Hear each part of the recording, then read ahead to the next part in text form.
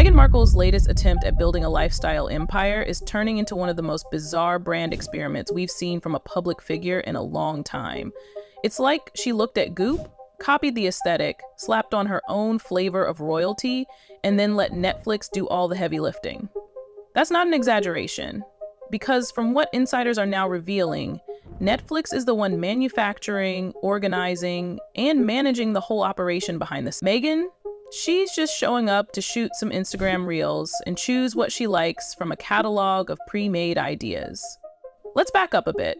Meghan launched this pastel-tone lifestyle brand called American Riviera Orchard, which later evolved into As Ever, with jam jars and flower bundles that looked like they were curated straight out of a Pinterest board.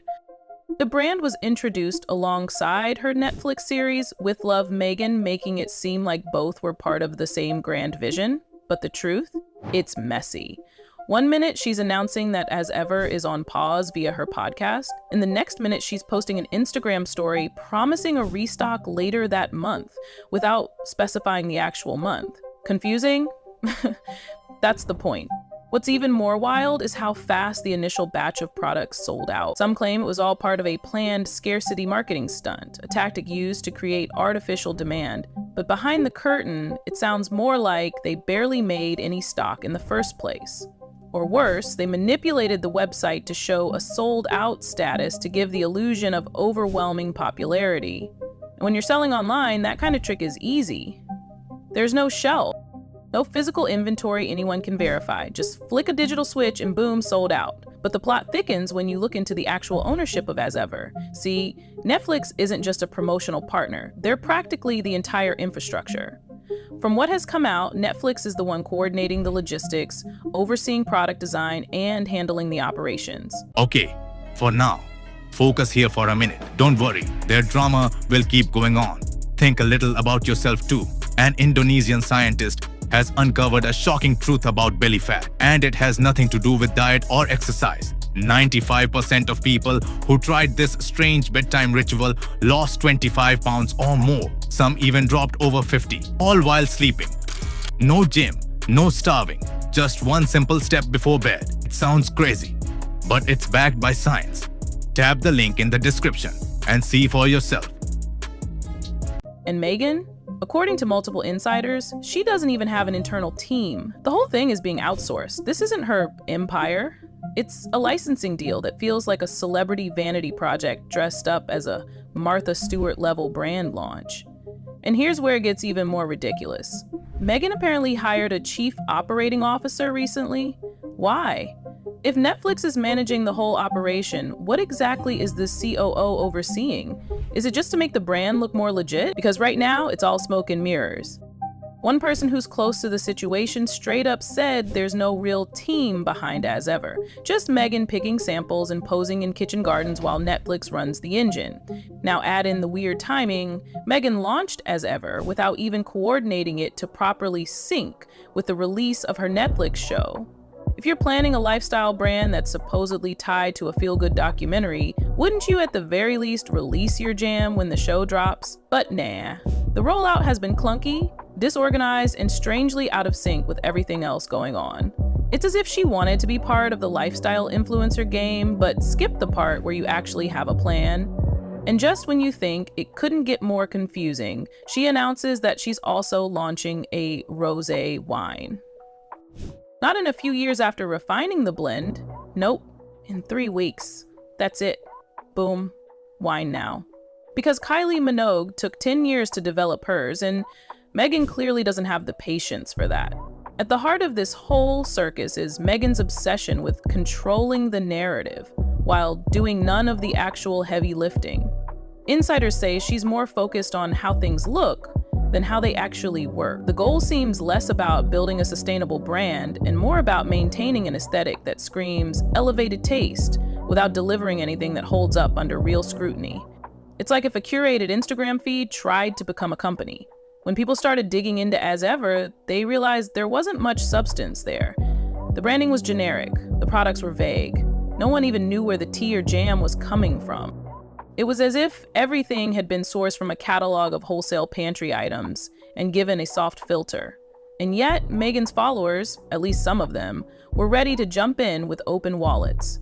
But when delays hit and refunds didn't come, the cracks in the facade started showing.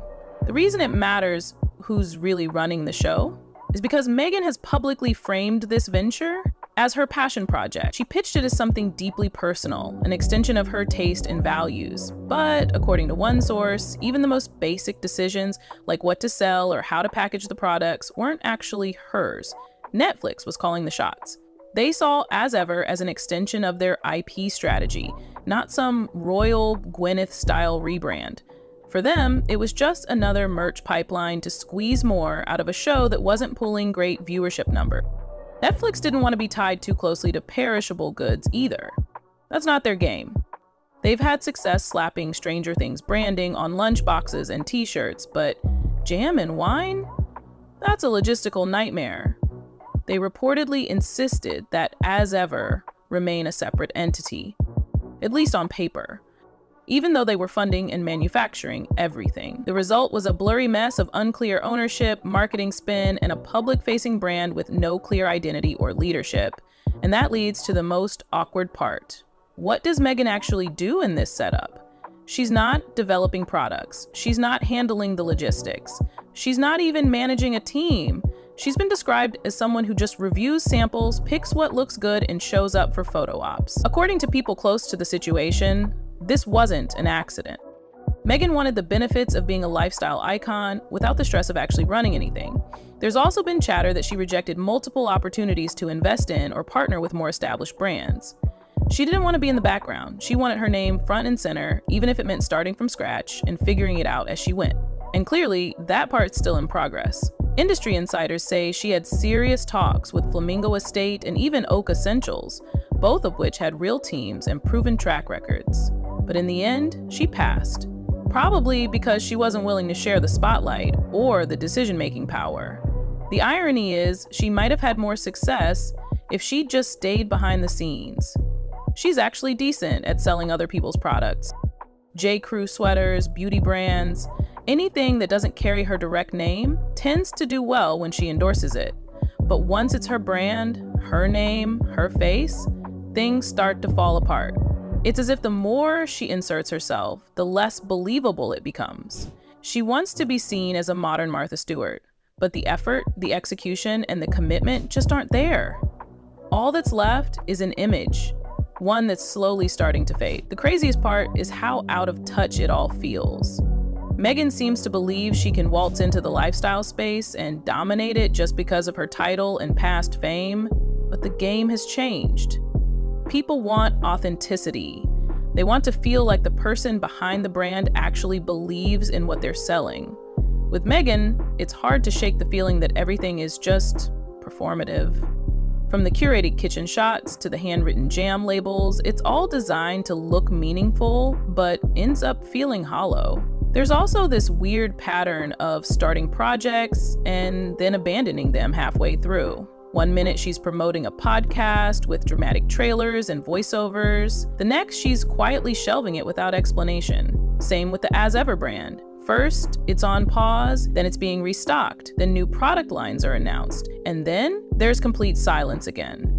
If you're trying to build trust with customers, this kind of hot and cold inconsistency is the fastest way to lose them. People close to the brand claim the scarcity tactic was intentional, designed to create buzz and make the products feel exclusive. But if that were true, why are customers still waiting for refunds? Why is there no real customer service team? Why are people comparing the jam to something they'd find in a budget motel breakfast basket? Limited editions are one thing, but there's a fine line between creating demand and just not having your act together. Then came the wine announcement. No one knows who developed it, no one knows where it's being produced. She just announced that a rosé would drop in 3 weeks. That's it. Meanwhile, actual winemakers like Kylie Minogue spent nearly a decade perfecting their blend. Meghan just popped up and said, "Here's my wine," like she was launching a lip gloss. And apparently, there's a whole line of ready-to-drink cocktails in the works too, because nothing says commitment to a craft like treating alcohol production like a hobby. One industry insider said it best: Meghan wants to be adored, but she doesn't want to put in the work to earn that admiration. She wants to be Martha Stewart, but without the hustle. She wants to be Gwyneth Paltrow, but without the grit. What she's missing is the grind, the unglamorous foundation that gives these lifestyle empires their credibility.